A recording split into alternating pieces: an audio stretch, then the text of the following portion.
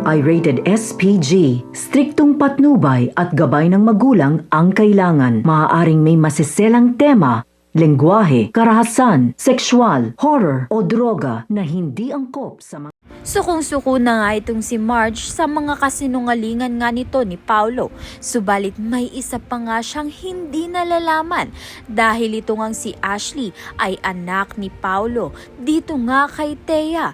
Kaya naman nga't ito na nga ba ang sisira sa kanilang relasyon. Samantalang ito ngang si Greg ay pinoproteksyonan pa rin nga ang kanilang pamilya. Kaya naman nga't hindi niya nga gusto na lumayas nga itong si Marge sa mansyon dahil nga ayaw nga niyang lumabas ang katotohanan.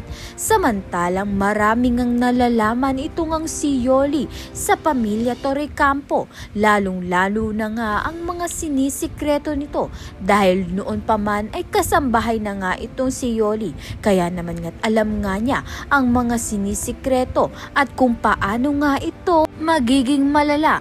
May kinalaman nga kaya itong si Yoli sa pagsunog ng mansyon ng mga Torrecampo.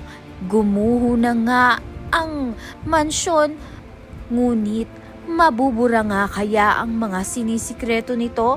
Kaya naman nga't yan at iba pa ang dapat nating pakaabangan. Maraming salamat sa iyong panonood.